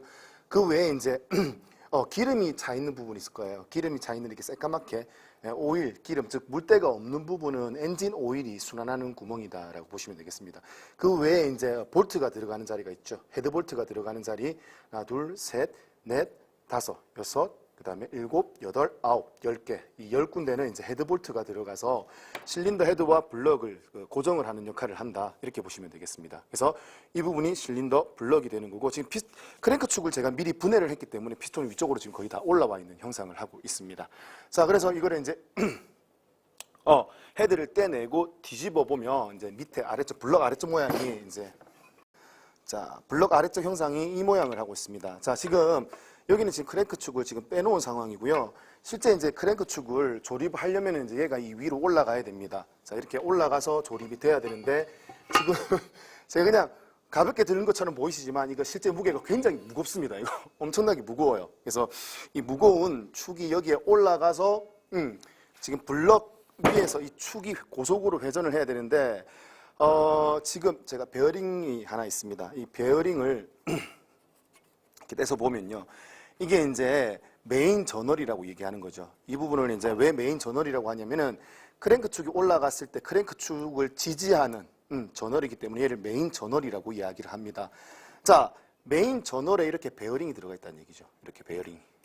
자, 이렇게 베어링이 들어가 있고 여기 보이시면은 오일이 들어갈 수 있게끔 구멍이 뚫어진 게 보이실 겁니다.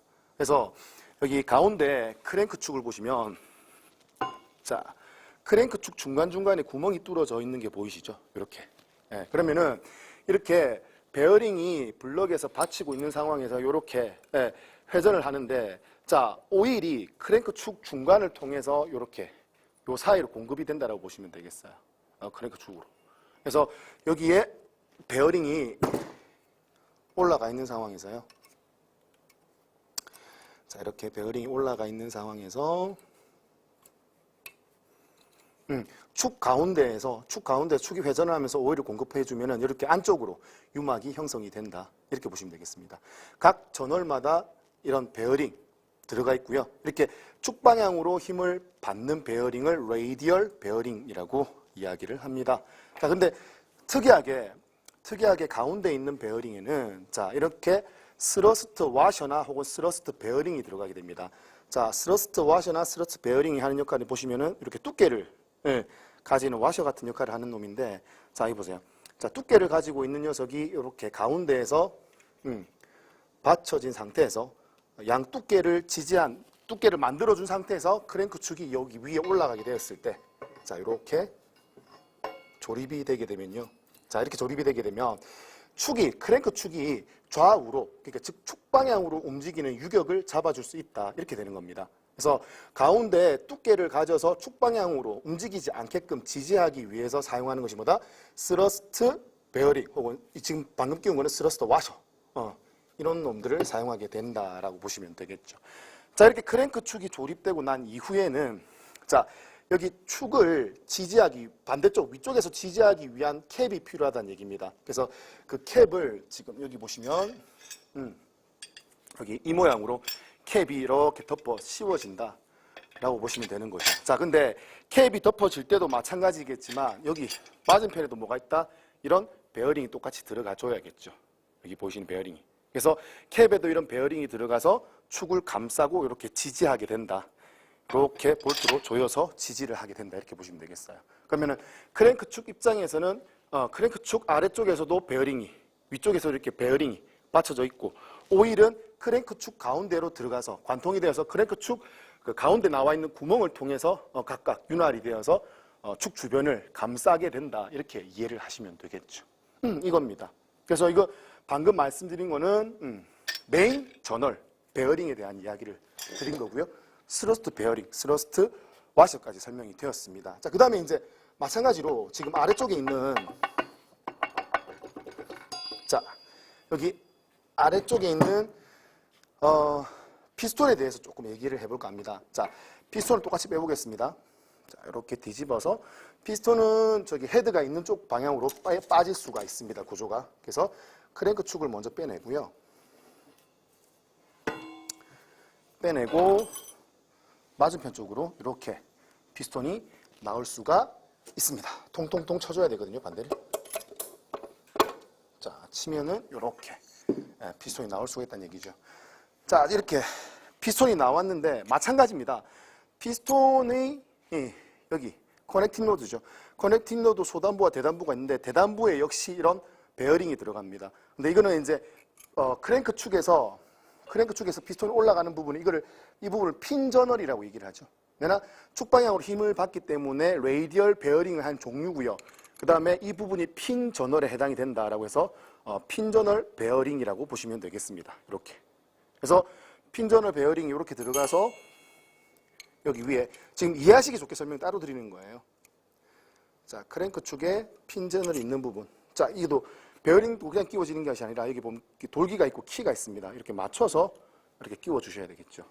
이런 식으로. 자, 이렇게 키를 맞춰가지고 이렇게 조립이 되어야 됩니다. 자, 그래서 여기서도 구멍이 나 있네요. 순환할 수 있는 구멍. 그래서 이 구멍을 통해 가지고 여기 보시면 오일이 이쪽으로 들어가겠죠. 이렇게 들어가면은 이 목 부분에 이쪽으로 오일이 쏘아 올려지듯이 공급이 될 수도 있습니다. 여기 지금 커넥팅 로드 구멍 보이시죠? 조그만 구멍 여기, 그죠? 여기 구멍을 통해서도 오일이 공급될 수 있다. 위쪽으로. 자, 다시 키를 맞춰서요. 베어링을 조립을 해보겠습니다. 자, 이렇게 조립을 했어요. 자, 조립을 해서 실제는 얘가 이제 블럭 안에 들어가서 크랭크 축이 끼워져야 되지만 제가 인위로 이렇게 하나만 세팅을 해보겠습니다. 자, 이런 식으로 이제 조립이 된다는 얘기죠. 크랭크 축에 핀 저널. 이거는 이제 아까 설명드렸던 메인 저널이고 핀 저널이 있는데 이렇게 피스톤이 올라간다는 얘기입니다. 그리고 이 올라간 피스톤을 고정시키기 위해서 아래쪽에서 베어링 캡이 이런 식으로 조립이 된다는 얘기입니다. 이렇게 아래쪽에서 받쳐서 조립이 되고 여기 조립된 부분을 너트로 양쪽으로 고정을 시키게 된다는 얘기입니다. 자, 이 부분도 마찬가지겠지만 분해해서 보면은 캡에도 역시 뭐가 들어가 있다? 이런 베어링이 들어갔다는 얘기죠. 가 있다는 얘기죠. 그래서 축을 기준으로 무조건 레이디얼 베어링이 위아래 반원은 싸고 있어야 된다. 이런 구조를 지금 설명드리고 있는 겁니다. 마찬가지로 여기 핀 저널이 있는데도 똑같이 크랭크 축에 구멍이 뚫어져 있다는 얘기죠. 이쪽으로 이제 오일이 공급돼서 이 면과 베어링 이면 사이에 뭘 만든다? 유막을 형성을 한다. 이렇게 이해를 해두시면 되겠습니다. 자, 보시면 자, 이제 베어링에서 자, 지금 이게 이제 베어링인데 이게 이제 그 커넥팅 로드 대단부입니다. 뭐 캡에서도 상관이 없고요. 자, 얘가 베어링을 제가 이렇게 커넥팅 로드 대단부에 올려놓게 되면은 지금 아무런 힘을 주지 않았을 때요. 아무런 힘을 주지 않았을 때 베어링이 이렇게 살짝 떠 있는 모습이 보일 겁니다. 그죠? 아래쪽에서 그 커넥팅 로드 대단부와 베어링을 두고 봤을 때 베어링이 훨씬 이렇게 떠 있는 모습이 보이시죠? 이렇게 떠 있는 이유는 뭐 때문에? 직경이 더 크기 때문에. 누가? 베어링이 훨씬 더 직경이 크기 때문에 얘가 떠 있다라고 보시면 되겠죠. 그래서 얘를 이렇게 떠 있는 상황에서 약간 힘을 줘서 누르게 되면 어떻게 안쪽으로 완전히 밀착이 될 수 있다는 얘기죠. 이렇게 직경을 차이를 둬서 이렇게 밀착을 시키게 되면은 뒤집었을 때 베어링이 잘 빠지지 않는 효과를 가져올 수 있습니다. 자, 이런 것을 우리 스프레드라고 얘기를 하죠. 직경의 차이를 둬서 베어링이 완전 밀착할 수 있게끔 만들어 놓은 것이 스프레드라고 보시면 되고요. 자, 실제 이제 여기서는 잘 구현이 안 되는데 한쪽을 이렇게 딱 밀착을 시켰을 때 반대쪽 한쪽이 약간 뜨는 모습이 보이실 겁니다. 자, 여기를 일자로 이렇게 길이를 맞췄을 때 여기 살짝 뜨는 모습. 즉 베어링의 바깥 둘레가 하우징, 여기 싸고 있는 하우징의 안 둘레보다 더 길다는 얘기죠. 베어링이 더 길다는 얘기예요. 그래서 길이가 약간 더 길어서 베어링과 베어링이 마주쳤을 때 완전 밀착이 가능하게끔 만들어 놓은 거. 이걸 이제 크러쉬라고 얘기를 하죠. 둘레의 차이라고 보시면 되겠습니다. 그래서 크러쉬와 스프레드에 대해서도 또 한 번 더 실물을 보면서 설명을 드렸습니다. 피스톤을 기준으로 이제 이 부분을 스커트부라고 하고 이 부분을 보스부라고 한다 했죠. 그리고 이제 보시면은 스커트부는 길게 내려와 있고 보스부가 이렇게 위쪽으로 파져 있습니다. 원래는 이렇게 여러분 정면에서 봤을 때 사각형이 아니라 이렇게 온폭 패여져 있다는 얘기죠. 이 부분이 보스부가. 스커트부는 길게 내려와 있고 보스부가 파져 있는 이유는 중량을 감소할 목적으로 만들어 놓은 피스톤. 이거를 우리 뭐라고 한다? 슬리퍼 피스톤이라고 얘기한다 했죠. 슬리퍼 피스톤. 그리고 이제 캠 연마 피스톤이 있다고 했죠.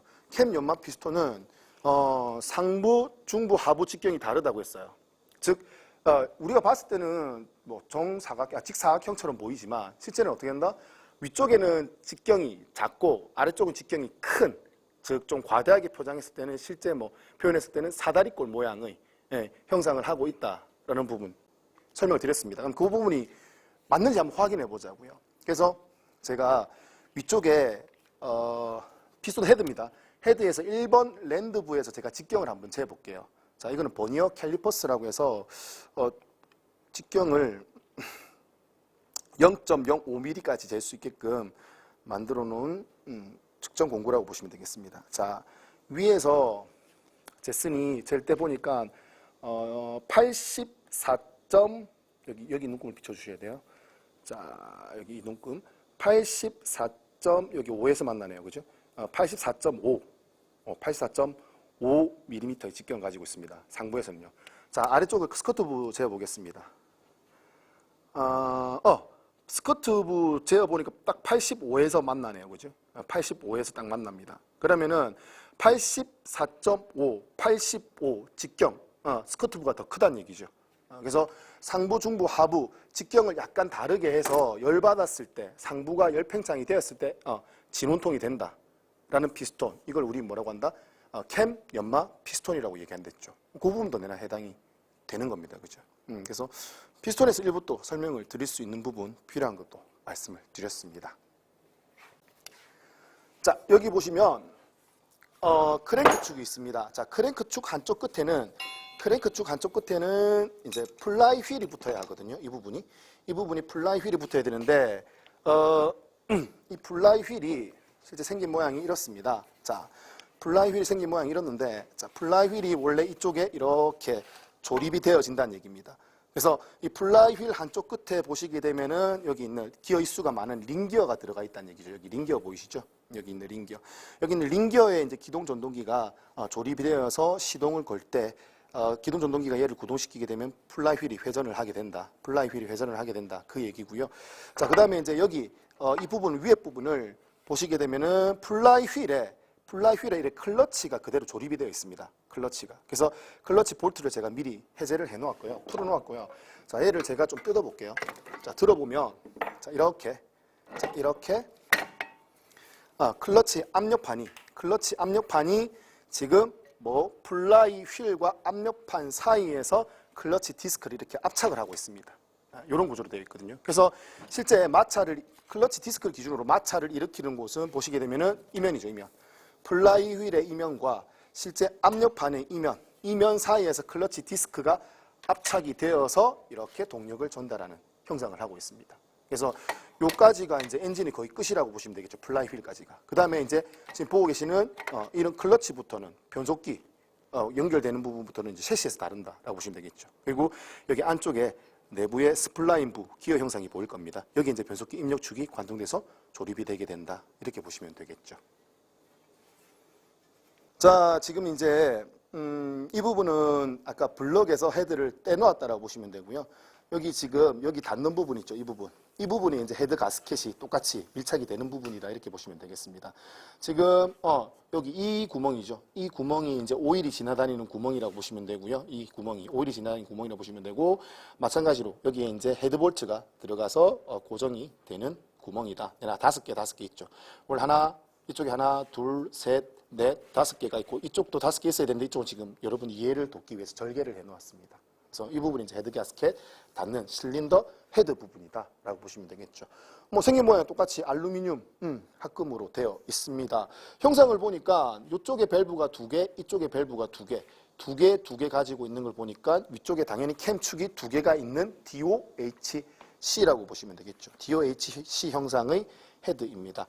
자, 이게 보니까 돔 모양으로 생겼죠, 연소실이. 이 부분을 이제 우리 연소실이라고 얘기를 하는데, 이 연소실이 돔 형상 모양으로 생겼고, 여기에 가운데 보면 점압 플러그가 보이실 겁니다. 그리고 이 밸브 옆면을 이쪽으로 오셔가지고 보시면, 밸브 옆에 이렇게 절개도를 보시게 되면, 밸브 이렇게 위아래로 움직일 수 있게끔, 가이드 역할을 하는 부분이 여기 내부에 있고요. 그리고 이제 오일이, 위쪽에 있던 오일이 아래쪽에 내려가지 않게끔. 즉, 얘가 오일이 타고 내려가면은 연소실 안으로 들어갈 수 있으니까, 아래쪽으로. 그래서, 가이드실이 있어서, 오일이 밑으로 빠져나가는 것을 막는, 그런 역할을 할 수 있게끔 만들어 놓았습니다. 자, 그 다음에 이 부분 보시게 되면은, 여기 좀 비춰주실까요? 여기. 자, 스프링을, 밸브 스프링이 여기 있습니다. 자, 밸브 스프링을 압착을 하고요. 압착을 하고 스프링이 빠지지 않게끔 뒤에 판을 하나 대어 놓았죠. 이 리테이너라고 보시면 되겠습니다. 리테이너라고 하는 판을 하나 받쳐 놓았고요. 밸브를 압착을 하고 나서 여기 가운데 볼까요? 여기 축 있는데 가운데, 여기 세부에. 여기 키가 양쪽으로 갈라져 있는 게 보이실 겁니다. 내부에 이렇게 한 개, 두 개 위아래로 반원 키. 그래서 이거 잠그는 키라고 하죠. 그래서 락 키라고 해서 리테이너를 스프링이 장력을 줘서 리테이너를 안쪽으로 밀고 여기 있는 키 위아래 조그만 키 두 개를 끼워 가지고 빼냈을 때 키가 힘을 받아서 리테이너가 빠지지 않게끔 하는 구조로 고정이 되어 있습니다. 그래서 지금 뭐 밸브에 대한 간단하게 헤드와 밸브에 대한 이야기를 했고요. 자. 밸브 하나에서 좀 설명을 드리자면은 이 부분도 이제 밸브 헤드라고 얘기를 하고요. 밸브 헤드라고 얘기를 하고 그 다음에 여기 은색으로 표현된 부분 있죠. 여기 은색. 여기 은색이 있고 까만색이 있을 겁니다. 여기 은색이 표현된 부분은 실제 이제 얘가 헤드에 들어가서 닿는 부분일 거예요. 얘가 자주 열리고 닫히고 하면서 닿는 부분. 이 닿는 부분이 이제 마찰에 의해서 은색으로 변했다라고 보시면 되겠죠. 그래서 이 은색으로 변한 부분을 밸브에서 페이스 혹은 면이라고 이야기를 하죠. 밸브 보고 페이스. 그리고 헤드와 면 사이에 이렇게 까맣게 닿지 않는 부분 있죠. 수직으로 올라와 있는 부분, 까만 부분. 헤드를 기준으로 이렇게 수직으로 올라온 까만 부분. 이거를 우리는 마진이라고 이야기를 한댔습니다. 마진. 그리고 밸브의 면과 닿는 이 부분이죠. 헤드의 이 부분. 이 부분을 이제 시트라고 우리 표현한댔죠. 시트. 그래서 요 경사진 부분, 이 부분을 이제 시트라고 보시면 되겠습니다. 시트. 자, 그리고 이제 이렇게 위로 길게 올라와 있는 부분이 이제 스템이라고 표현하고요. 스템. 그리고 끝에 이 부분을 이제 스템 엔드 다듬질되어 있는 스템 엔드라고 보시면 되겠죠. 그리고 이제 스프링이 끼워지고 여기에 이제 아까 스프링을 압착을 하고 리테이너를 끼우고 그다음에 여기 락 키가 딱 잡아서 자리 잡을 수 있게끔 고정되는 부분이라고 보시면 되겠어요. 그래서 스프링이 밀 때 빠지지 않게끔 지지 않은 이 홈이다라고 보시면 되겠죠. 그래서 간단하게 이제 헤드에서 밸브와 그 구성 요소에 대해서도 간단하게 좀 설명을 드렸습니다. 지금 헤드를 위에서 보는 겁니다. 실린더 헤드를 위에서 보는 건데 지금 캠축이 하나, 두 개 나와 있고 캠축 스프라켓 기어도 두 개로 있는 형상을 보니까 DYHC다, 그죠? DYHC의 캠축이 돌아서 캠축이 회전을 해서 이제 캠이 밸브를 밀 텐데 여기 지금 아래쪽에 밸브 스프링 보이시죠? 밸브 스프링이 보이고 여기 밸브 리테이너가 있습니다. 자, 하나씩 갖고 올게요. 자, 여기 아래쪽에 밸브 리테이너 있고 스프링 보이실 겁니다. 그죠? 밸브 리테이너와 스프링이 보이고 그 다음에 여기 이제 지렛대 모양을 하고 있고 여기에 보면은 이제 유압식 리프트가 여기 들어가 있다는 얘기죠. 그래서 엔진 오일이 들어와서 여기에 이제 유압이 차서 이 리프트를 밀면은 항상 밸브 간격이 어떻게 없어질 수 있게끔 제로를 만들 수 있다는 얘기입니다. 그래서 캠이 돌아서 여기 있는 롤러를 밀게 되면 이 롤러 아래쪽에 있는 밸브를 바로 밀 수 있는 구조로 되겠습니다. 그래서 밸브 간격을 항상 0으로 제어할 수 있는 유압식 리프트 생긴 모양입니다. 그래서 각각의 밸브마다 이런 유압식 리프트가 각각 하나씩 들어가 있는 형상을 확인하실 수가 있을 겁니다. 그리고 제일 가운데는 점화 플러그가 꽂혀 있다는 얘기죠. 점화 플러그가 꽂혀 있어가지고 아래쪽에 연소실과 연결이 되어 있다. 그래서 실린더 헤드 위쪽에서도 한번 설명을 드렸습니다. 자, 지금 여러분들이 보시는 것은 변속기입니다. 변속기 중에서도 이제 수동 변속기입니다. 자, 수동 변속기 엔진룸 설명하면서 얘기했었죠. 여기 엔진이 위치합니다. 엔진이 위치하고 엔진 옆에 변속기가 붙어 있는데 중요한 거는 변속기가 지금 고정이 잘 안 되기 때문에 뒤집어 놓았어요. 그래서 제가 아래쪽에서 봤을 때 이 부분을 차동기어 장치라고 했고 차동기어 장치 양쪽에 등속 자재 이음이 꽂힌다라고 했죠. 축이 꽂힌다라고. 그래서 이렇게 등속 자재 이음에 동력 전달하기 위한 축이 여기 꽂혀 있습니다. 그래서 이렇게 위치하게 되고요. 자, 그 다음에 이쪽에서 잠시 비춰보실까요? 자, 이쪽에서 보시게 되면 자, 여기에 엔진과 변속기 사이에 수동 변속기에 위치하는 이게 이제 클러치 디스크인 거죠. 클러치 디스크가 이게 회전하게 되어서 변속기 입력축 쪽으로 동력을 전달하게 된다. 그 다음에 여기 이제 쌓여져 있는 게 원래 클러치 커브하고 클러치 장치 이게 다 쌓여져 있어야 되는 거죠. 그래서 이 부분 변속기 입력축으로 동력을 전달하기 위해서 여기 보이시는 클러치 디스크가 회전을 하게 된다는 걸 보여주고 있고요. 자, 그 다음에 이제 이쪽으로 넘어와서요. 자, 지금 뒤집어져 있습니다. 그거는 감안해서 보시기 바랍니다. 변속기 입력축 쪽으로 동력이 들어오게 돼요. 자, 변속기 입력축 라인 쭉 따라오게 되고요. 자, 그 다음에 여기 입력축 도와주는 축 뭐 부축, 이 부축 없는 게 바로 출력축으로 바로 떨어지는 개념이네요. 입력축, 출력축, 그 다음에 여기는 자동기어 장치라고 보시면 되겠습니다. 자, 여기 보시면 기어 모양이 크게 두 가지로 나눌 수가 있어요. 이렇게 가로 모양으로 되어 있는 평기어 형식으로 되어 있는 놈이 있고요. 그 다음에 대각선 모양으로 되어 있는 헤리컬 기어 형식이 있습니다. 자, 헤리컬 기어가 각 해당되는 단의 기어라고 보시면 돼요. 그래서 이거는 입력축의 1단 기어, 2단, 3단, 4단, 5단 기어. 그래서 이거는 5단 수동 변속기가 되겠네요. 자, 이거는 출력축에 같이 맞물리는 게 5단이었죠. 5단, 4단, 3단, 2단, 1단 기어다. 이렇게 보시면 되겠습니다. 그래서 이렇게 기울어져 있는, 즉 헤리컬 기어를 보고 이렇게 카운터를 해 나가시면 되는 겁니다. 자, 그리고 여기 있는 기어가 이제 후진 기어라고 보시면 되고요. 후진 기어고. 그 다음에 여기 있는 이 장치가 싱크로메시 기구라고 합니다. 싱크로메시 기구는 실제 이제 변속이 되는 순간에, 그러니까 좌우로 움직여서 동기화를 시켜서, 동기 물림식이 사용한다고 했죠. 동기화를 시켜서 사용하는 장치 싱크로메시 기구라고 보시면 되겠죠. 그래서 얘 같은 경우가 1단, 2단, 3단, 4단이니까 3, 4단 싱크로메시 기구라고 보시면 되고요. 이거는 5단 싱크로메시 기구. 그럼 얘가 요 가운데서 왔다 갔다 하는 요 부분. 얘가 1단, 2단 싱크로메시 기구다. 이렇게 보시면 되겠습니다. 그래서 이 변속기 부분 뒤집어서 절개도를 보고 관련된 부품에 대해서 설명을 드렸고, 요 베어링 하나 볼까요? 자, 여기 출력축을 지지하는 베어링을 보니까 테이퍼 모양이라고 하죠. 경사진 부분은 테이퍼라고 하고 롤러가 들어가 있습니다. 그래서 테이퍼 롤러 베어링으로 이렇게 지지를 한다. 이렇게 되어 있고요. 입력축 같은 경우는 이렇게 평 베어링으로 되어 있죠. 레이디얼 베어링이라고 해서 그냥 축의 축방향으로 하중을 받는 그런 일반 베어링이 들어가 있습니다. 그래서 입력축은 여기 레이디얼, 그다음에 출력축은 이렇게 테이퍼 롤러 베어링이 지지를 하고 있네요. 그리고 이제 여기 윗부분을 우리 이제 차동기어 장치라고 했죠. 이 차동기어 장치와 변속기가 일체형으로 되어 있는 것을 트랜스 엑슬이라고 이야기를 한댔습니다. 그래서 트랜스 엑슬의 차동기어 장치의 링기어, 그 다음에 차동기어 장치 케이스, 차동기어 장치 케이스에 차동기어 장치 샤프트 축이 하나 들어가 있죠.